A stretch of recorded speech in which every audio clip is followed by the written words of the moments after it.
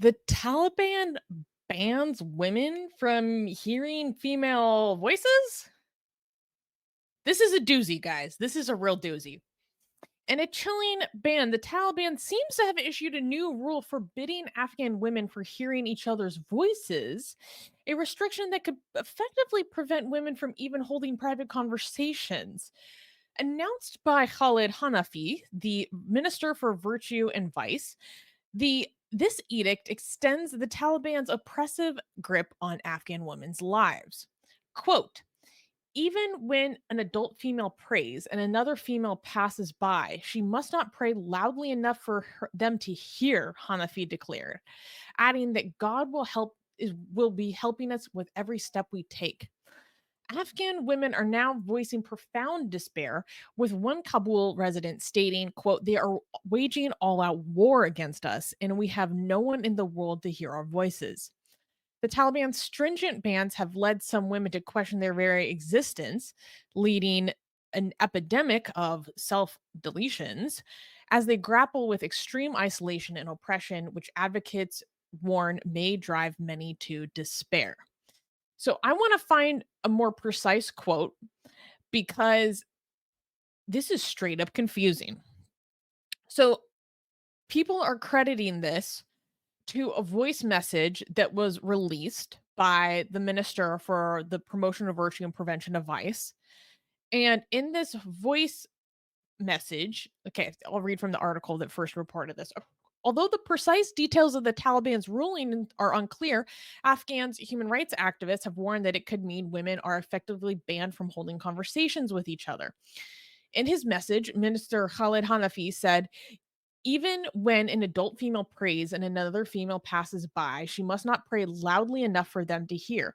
And then it continues, how could they be allowed to sing if they aren't even permitted to hear each other's voices while praying, let alone for anything else? He said that these new rules will be gradually implemented and, quote, God will be helping us in every step that we take. So this seems to be an extension of how women are banned from reading the Quran aloud in public. And now for some reason, now women aren't allowed to hear other women praying. Women aren't allowed to hear other women reading the Quran. The exact meaning is not entirely clear here. And I was straight up extremely confused. And I told Armin about this because I don't even think this is Islamic. This is, I mean, this is not Islamic. I mean, guys, again, I want to make it clear. We love blaming shit for Islam because usually we're correct. Okay, I mean, Islam sucks. Islam is horrible. There's a lot of disgusting, vile, disgusting, and bizarre things that we could directly blame Islam for. Yeah, and it's This not one, hard. this one is just Taliban. I mean, unless the Taliban has unearthed a whole, you know, lesbianism spreading all over Afghanistan or something like that. I don't understand. Like, I don't understand this. I don't understand why would this. I mean, the whole point of restricting female voices is because it's sexually, stimulating hearing female voices. That's the whole. Islamically, the reason why you try to avoid women voices from being heard is so that you're not sexually tempted by their voice. Like, a woman's aura is not just her face, it's not just her body, it's not just her hair. That all of that should be covered to reduce sexual temptation, but it's also her voice. It's also even the the sounds of jewelry around her ankle is also part of her aura. So if you have jewelry around your ankle and you're walking, and I could hear that, that could be sexually tempting, and that should also be restricted, Islamically, right? You're Um, telling me they're but shutting down the foot fetishists too? no, not Damn. even if not even if you're not seeing it, if you're just hearing the jewelry, the sounds of the jewelry around her ankle, Well, I right? know. I mean, that's But very exciting to the people that like ankles and feet. And I mean, God, let a Mm. brother live. No, sorry. I'm so Well, stupid. not a brother, but it, but it's also sisters, because apparently I don't get that. I don't get this, because women seeing other women, Muslim women seeing other Muslim women. Oh, by the way, here's how stupid Islam is when it comes to the limitation, and that doesn't cover this. Like, Islam goes as far as telling you that, another woman can see your body, that's fine, but not a non-Muslim woman, because a non-Muslim woman is not trustworthy enough to not go and describe your body to a non-Muslim man, for example, right? Hey, So yo. even if you go to the level of the restriction and saying that, okay, you could show your body to a Muslim woman, but not to a non-Muslim woman. So even non-Muslim women are restricted from seeing your body. Okay, but now we're talking about hearing your voice by other Muslim women. That's a level of restriction that not even Islam endorses. So I am trying to see where the fuck they're getting this from, and my hands are empty. Remember, I'm not defending Islam, because I'm telling you the restrictions that is allowed in Islam are insane, to the point of not hearing your voice by another man, not hearing the ankles around, not hearing the jewelries around your ankle, and not even being seen by another woman who is not a Muslim. That level of restriction, which is insane, you could has Islamic stamp of approval on them. But this one is a level of restriction that is beyond Islam. The Taliban has managed to somehow become more restrictive than Islam on women, which is a record, I think. What do you guys think? Like, do you guys find any Islamic sources for this? Because I am not seeing any Islamic sources for this level of restriction, unless they are finding out that women are getting sexually aroused by hearing other women, just hearing them, and they're trying to stop that.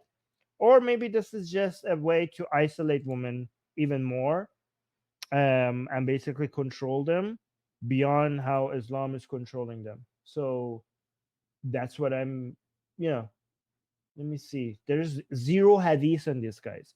There's absolutely zero hadith, because they're even going as, Susie, am I correct? Like, I'm looking into this. Like, they're talking about even in a closed area where there are no men, there are only women. Women hearing other women should be restricted. Is that what that's what I'm hearing? Is that correct? Let me see. You're muted. You're my. Let me actually. Well, she figure out her microphone. So the Taliban recently imposed a ban preventing Afghan women from hearing each other's voices.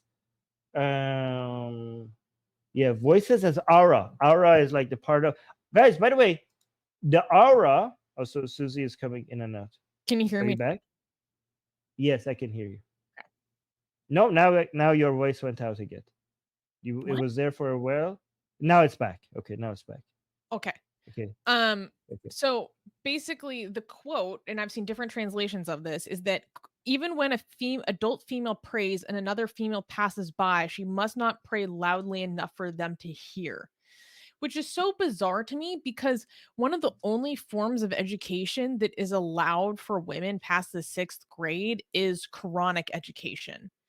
And I get very confused because, like, Armin and I have known people that were part of fundamentalist Islamist groups and later escaped, like women. And they were allowed to have, study sessions together. They were allowed to study Quran together. It was like a position of leadership within the community for women to be teaching these study groups together, teaching the Quran to each other and stuff like that. Like, don't wouldn't they want that kind of thing at the minimum? Like, again, these are from other fundamentalist Islamist groups, and they're like, "Oh yeah, let the ladies go study Quran together. Like, mothers raise believers. This is important." Da da da. But now, I don't know. This is bizarre. Um, I think I think the women of Afghanistan are fighting back. So this is my theory. Okay, I think the women of Afghanistan are fighting back against the Taliban and the Taliban is just trying to um, basically fight back. That's what's happening. I think maybe they're working with each other, they're collaborating, and the Taliban, in an effort to basically make sure that this feminist pushback in Afghanistan against them doesn't work, they're trying to find more and more ways to just isolate them and basically take their voice away. I think this is what's happening. Okay, but can I just really quickly give you some information regarding Aura and what's happening here? So, Sure. okay, so basically, what you just heard me, because this is a good, I'm going to tell you something that some of you are going to think I'm making this up, but go check it out. Okay, so this was decreed by Minister Khalid Hanafi. Wow, his name is actually Hanafi. Okay, who classifies women's voices as aura.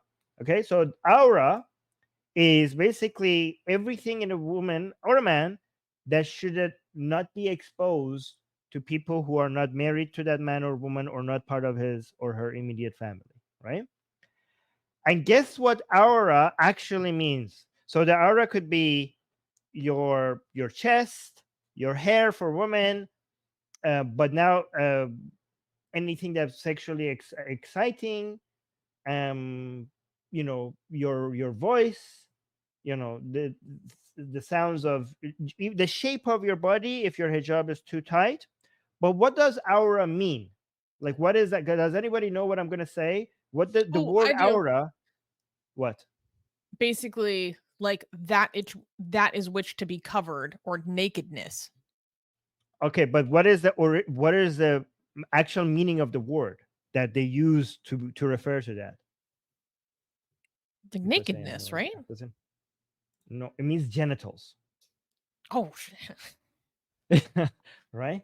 So so it actually genuinely means genitals. So when they say your hair is your aura, their meaning is like genitals, you need to cover it. When they say that your voice is, yeah, when your voice is like an aura, cover your aura, that means it's like genitals. It means it could sexually excite people. I'm not making this stuff up. It's actually, the meaning of the word is genitals.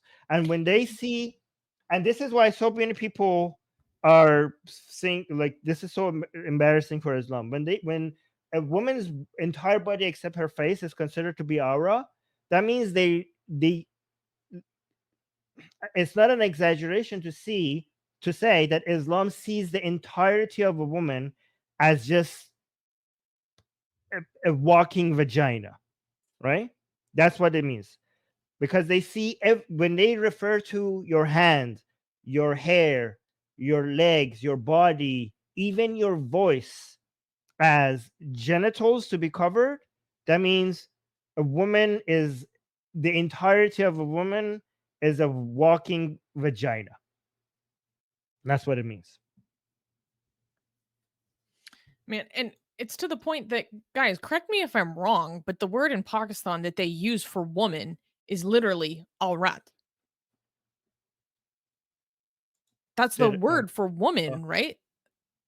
no, so yes, exactly. So aurat Like the or Awrat march. aura, these are the same words depending on whether you not you want to put two dots at the last letter or not. Okay, so so Arabs usually don't pronounce the last letter with a T sound.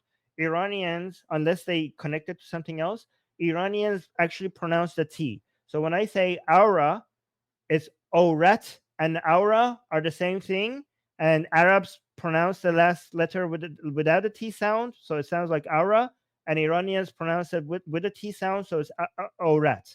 So yeah, Orat actually could also mean just a woman, which is Yeah, in referring to women Pakistan. as Liquiders from genitals. Pakistan. Yes, in Pakistan, yes. So therefore, Iranians and Pakistanis refer to it as Orat. Arabs say Aura, right? And in Pakistan, they call women Orat, which means they're called, as this is an Islamic lingo that came into Pakistan, which means they basically call women vaginas because it's something to be covered. Or the reason why they call women Orat is because it's something to be covered, just like you're supposed to cover a vagina.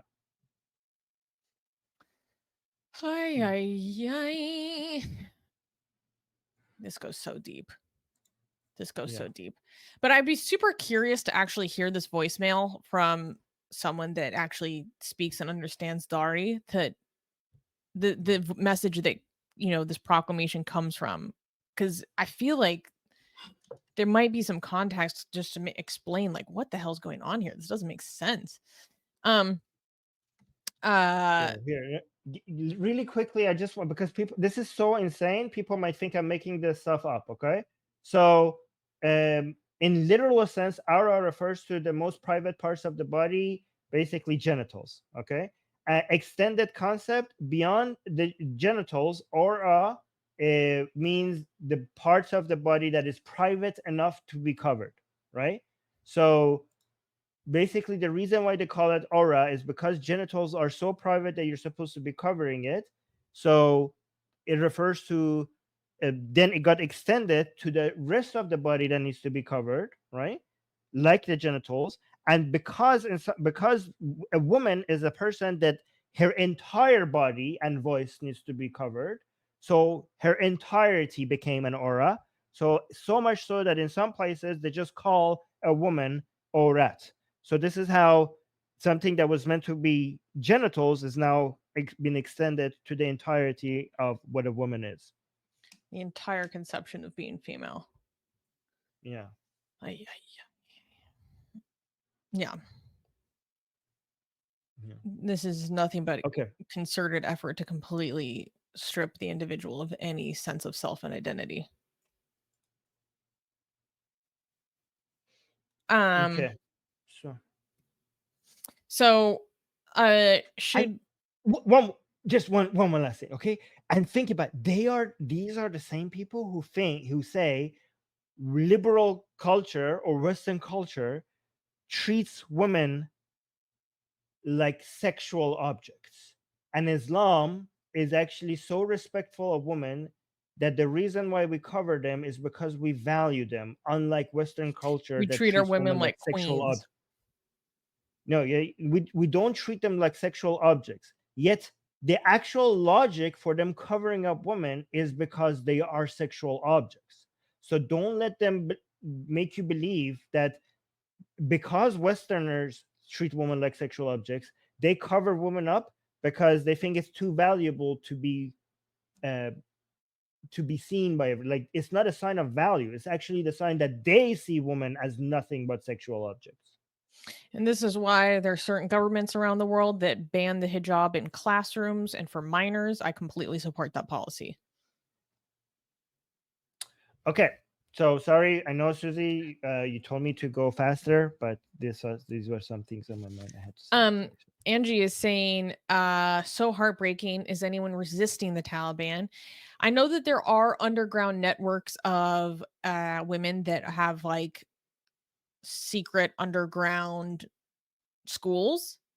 It's very, very difficult work, but that does exist. That's what I know about to my knowledge. In fact, I saw some reporting based on this news story where people were saying that there's might be some division within the Taliban about these kinds of measures because basically some are concerned that it's going to bring people to such a breaking point that they're going to fight. They're going to actually like just reject this leadership. I don't know how much credence to give to that. I don't think that there is some resistance to the Taliban, but nothing strong enough that could actually challenge it significantly. It could Yeah. challenge it to the point where like they kind of find like some annoyance towards it, like they find it annoying or cause them to change something somewhere, but nothing to the point where it actually we have no challenge to the Taliban to the point that it could threaten Taliban's rule over Afghanistan. We don't have that at Mhm. all, not even close. Engaged in American is asking, would this be the sin of innovation? Well, if I was the Taliban, I would say that we make this a law. No, the law we are allowed to have laws that are not directly mentioned in Islam, right? Because if I was a Taliban, I would say like, hey, like for example, we have the law that cars needs to stop behind a red light. We don't have any freaking hadiths for that. We don't have any Quranic verses for that. It's just something that is working right now, and the Quran and the Hadith don't tell you that you're not allowed to have laws that are not mentioned directly in the Hadith. So we, the rulers of this, oh yeah, actually, I just came up with an excuse for the Taliban. This is actually the best justification for it, right? So Mm. we could, so the Taliban could say, but like, yeah, sure, this might not be an Islamic ruling, but it's something that we recognize that we require right now for the stability of Afghanistan as the rulers of Afghanistan. So that might be the answer. If I was the Taliban, that's what I would say. Do you know who makes the most amazing, gorgeous, and other adjectives that I can't use here on YouTube, blasphemous art ever? We do! And for some reason, we are giving it away for free. Download them now using the link in the description before we change our mind.